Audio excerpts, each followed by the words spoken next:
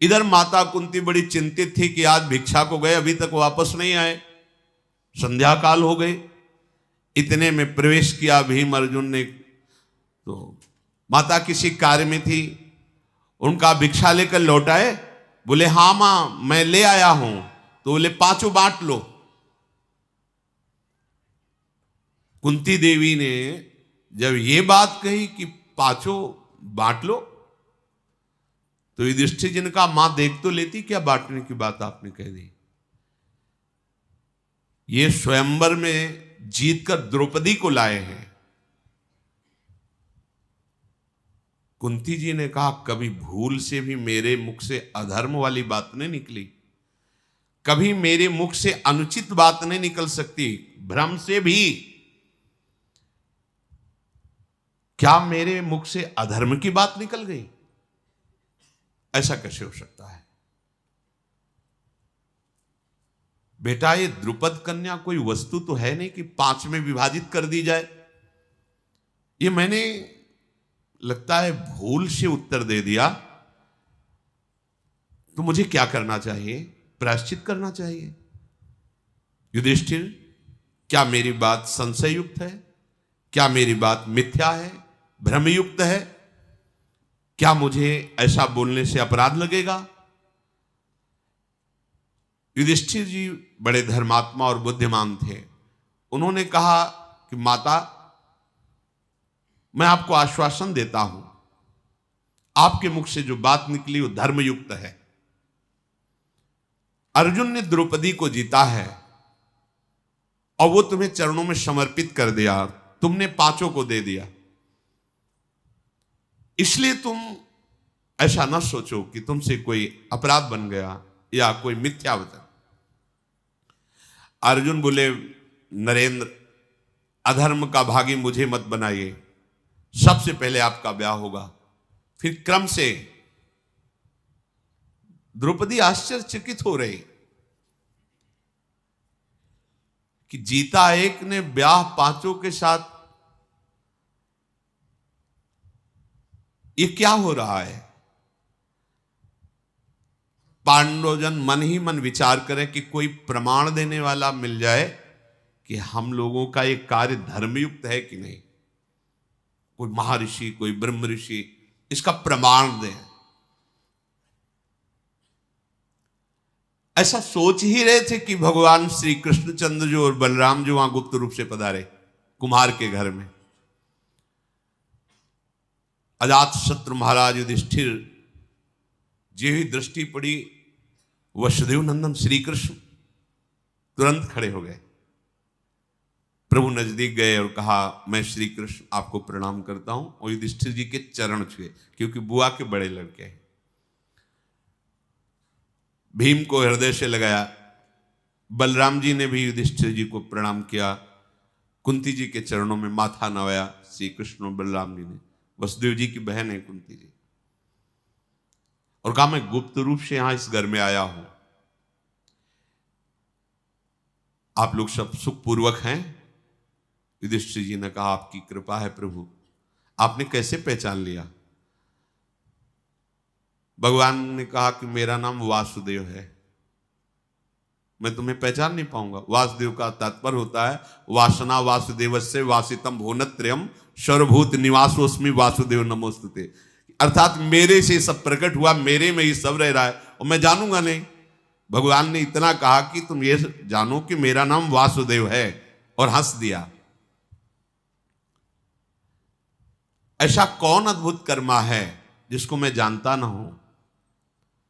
सौभाग्य की बात है कि आप अग्निकांड से जीवित बच गए और द्रौपदी को भी प्राप्त किया।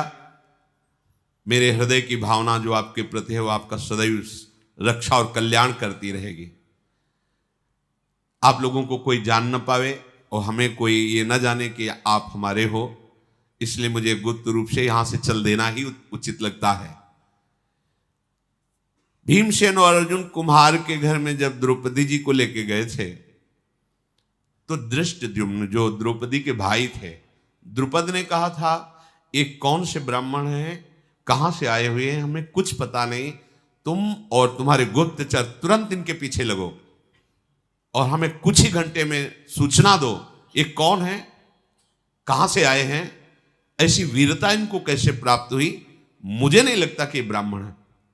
गुप्तचरों के साथ दृष्टद्युम्न पीछे लग गए थे। चारों तरफ उनके गुप्तचर कुम्हार के घर में आसपास नकुल, सहदेव, युधिष्ठिर जी, अर्जुन जी, भीम जी कुंती के पास बैठ करके जो भिक्षा मांग करके लाई गई थी उसका विभाजन करने का इंतजार कर रहे थे। कुंती जी ने द्रौपदी जी से कहा, आज तुम विभाजित करो। पहले देखो कोई अतिथि तो नहीं, कोई संत तो नहीं बाहर भूखा, शास्त्र ऐसा कहता है। घर के बाहर निकल कर देखा, नहीं, तो अन्न का सीधा आधा भाग करो और इनको दो, भीम को आधा भाग, और इसमें शेष के 6 भाग करो, क्योंकि अब द्रौपदी जी भी है। 4 पांडवों में, 5वीं कुंती जी, 6वीं द्रौपदी, भीम को आधा भाग। जब सब पा रहे थे उसके बाद द्रौपदी जी ने बचा हुआ जो शेष भाग था उसे पाया। फिर जब सब प्रसाद पा चुके बैठ करके बातें शुरू हुई, यही सुनने के लिए गुप्तचर और दृष्टद्युम्न उनके भाई वो अब वीर गाथाएं अपने पिता पांडु महाराज की और भी बातें, सब राजधर्म से युक्त बातें कर रहे थे। दृष्टद्युम्न ने देखकर थोड़ा दुखी तो हुए कि इतने महान महल में पलने वाली इन मृगचर मोड़ने वालों के पास मांगी हुई भिक्षा का 6वांश पाकर द्रौपदी जी प्रसन्न मुद्रा में, किसी भी तरह का उनको असंतुष्टता नहीं, और सबके चरणों के समीप ऐसे ही बिना बिछाए लेटी, क्योंकि वो सब अपने मृगचर में ही लेटे हैं ऐसे ही, और वो राजकुमारी होते हुए एक बार भी प्रश्न नहीं किया कि मैं तो राजमहलों में रहने वाली, मेरे लिए ऐसी अव्यवस्था कैसी, पातिव्रत धर्म को जानने वाली थी। दृष्टद्युम्न तुरंत जाकर के द्रुपद को सूचना दी, महाराज हमारे गुप्तचरों द्वारा और हमारे द्वारा जो परीक्षण हुआ उस 100% वो ब्राह्मण नहीं है। उनकी वार्ता, उनकी चेष्टा, उनकी संगोष्ठी ये बताती है कि कोई महावीर हैं। द्रुपद राज ने तुरंत एक दूत को भेजा और कहा, जाओ उनको कहो कि महल में तुम्हारा द्रौपदी के साथ स्वागत करने के लिए हम व्याकुल हैं, आप आइए और यहां प्रसाद पाइए। मेरी पुत्री कृष्णा को भी यहां लाइए। राजा द्रुपद के कहने पर तत्काल कुंती सहित 5 पांडव महल की तरफ चले। परीक्षा के लिए उन्होंने महल में प्रवेश करते समय कुछ ग्रंथ रखवाए, कुछ युद्ध की सामग्रियां रखवाई, कुछ अन्न के विभाग करके रखवाए, बहुत सी, और स्वयं खड़े होकर देख रहे थे। जब पांडवजन वहां से निकले तो दृष्टि पड़ी, भीम भयंकर गदा उठा के देखता, अर्जुन धनुष पर प्रत्यंचा चढ़ाते हैं, नकुल सहदेव तलवार को मुठ पकड़ के, भाला लेकर, युधिष्ठिर देख, किसी और तरफ नहीं देखा, सीधे गए। उच्च सिंहासनों को सजा के रखा था, जाके गर्व से बैठ गए क्रम के अनुसार। महाराज को निश्चित हो गया, अगर ब्राह्मण होते तो संकोच होता इन सिंहासनों पर बैठने के लिए, बिल्कुल संकोच नहीं, और जैसे बैठने की प्रक्रिया होती राजाओं की उसी तरह बैठे हैं, और युद्ध की सामग्री पर इनकी दृष्टि गई, इसलिए मैं पक्का कह सकता हूं कि ये क्षत्रिय राजकुमार ही है। द्रुपद जी प्रसन्न होकर के आए और कहा कि देखो अब छुपाना नहीं, मेरा हृदय कहता है कि तुम पांडवजन ही हो, क्योंकि हमने परीक्षा लेके भी देखा और मेरा हृदय ऐसा कह रहा है कि तुम पांडव हो, तुम ब्राह्मण नहीं हो। क्या आप कृपा करके अपना परिचय दे सकते हो जिससे मेरा संशय छूट जाए? महाराज द्रुपद के ऐसा कहने पर महाराज युधिष्ठिर ने कहा, पांचाल राज नरेश, ये तुम्हारी कन्या जिसको प्राप्त होना चाहिए उसी को प्राप्त है। अर्जुन ने विजय प्राप्त की, मेरा नाम युधिष्ठिर, यह महाबलशाली भीम, ये नकुल सहदेव और ये पूज्य माता मेरी कुंती है।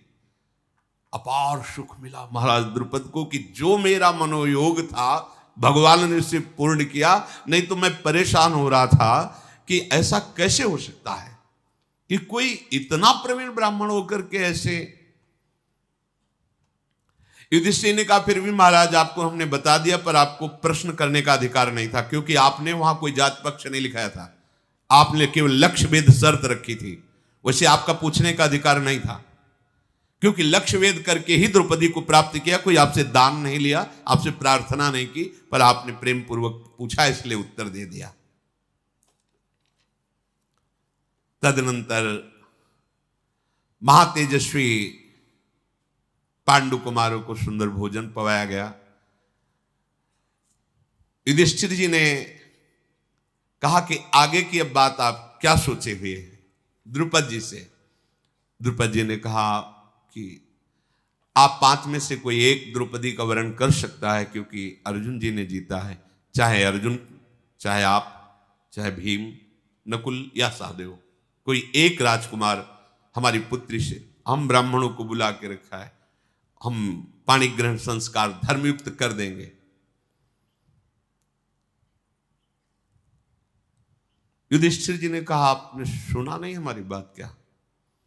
मेरी माता ने आदेश किया 5 के साथ ब्याह होगा, मैं 5 द्रौपदी के साथ ब्याह करूंगा और विधि पूर्वक करूंगा और धर्म युक्त करूंगा। द्रौपदी हम 5 की पटरानी बनेगी।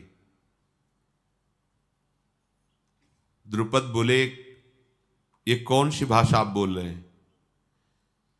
बहुत सी रानियां एक राजा की होती है ये तो प्रमाण, लेकिन एक रानी के बहुत से पति होते हैं ऐसा तो कभी हमने कहीं धर्म में नहीं सुना, शास्त्रों में नहीं सुना। तुम धर्म के ज्ञाता हो, पवित्र बुद्धि रखते हो, तुम लोक और वेद के विरुद्ध ये अधर्म की बात कैसे बोल दी?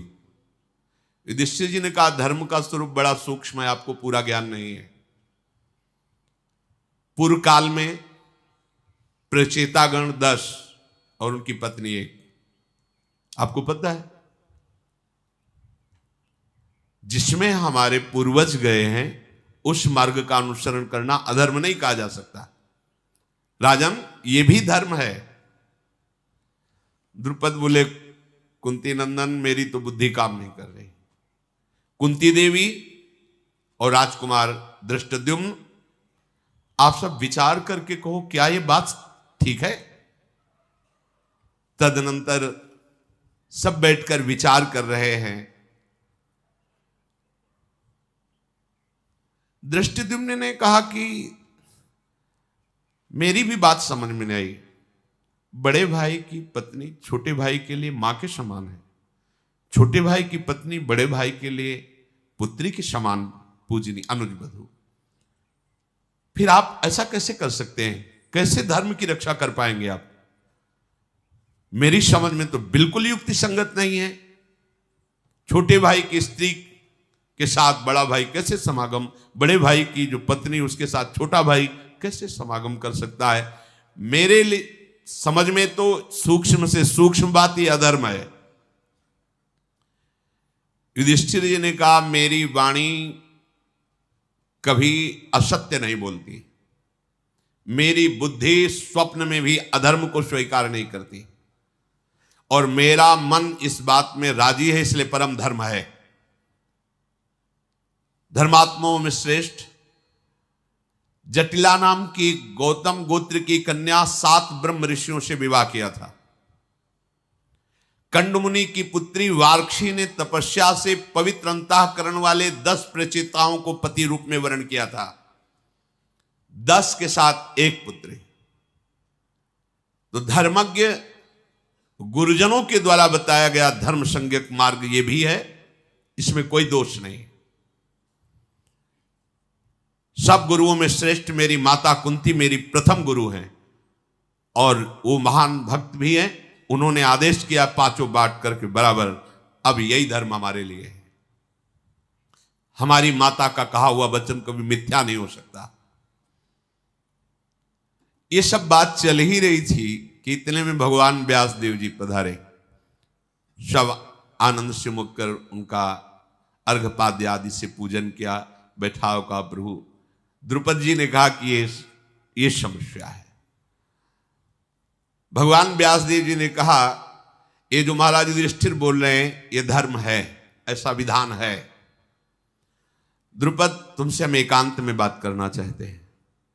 हाथ पकड़ा भगवान व्यासदेव जी ने, द्रुपद को एकांत में ले गए और कहा तुम सब हमारी प्रतीक्षा करो। भगवान व्यासदेव जी ने द्रुपद से कहा कि एक बार की बात है कि एक तपोवन में एक मुनि कन्या भारी तपस्या से युक्त होकर भगवान शंकर को प्रसन्न किया और महादेव जी जब प्रकट हुए तो उसने 5 बार पति की मांग की। धर्मात्मा पति प्राप्त हो, सत्यवादी पति प्राप्त हो, महाबली पति प्राप्त आदि आदि। तो भगवान महादेव जी ने तथास्तु कहा। वो जो जो मांगा ये 5 हैं, धर्मराज, युधिष्ठिर, अर्जुन, भीमसेन, नकुल, सहदेव। तो ये महादेव के वरदान से उसको प्राप्त हुई। ये पहले से विधान है, कोई नया विधान यहां प्रकट नहीं हुआ है। महाराज द्रुपद बिना कुछ विचार किए उन 5 महापुरुषों को अपनी पुत्री का वरण कर दो। ब्रह्मा जी ने पहले से ही ये विधान रच रखा है, ये अधर्म नहीं है। भगवान व्यासदेव जी ने ऐसा उपदेश किया। महाराज द्रुपद ने ब्राह्मणों के द्वारा जो पाणी ग्रहण संस्कार की प्रक्रिया है उससे पांडवों का ब्याह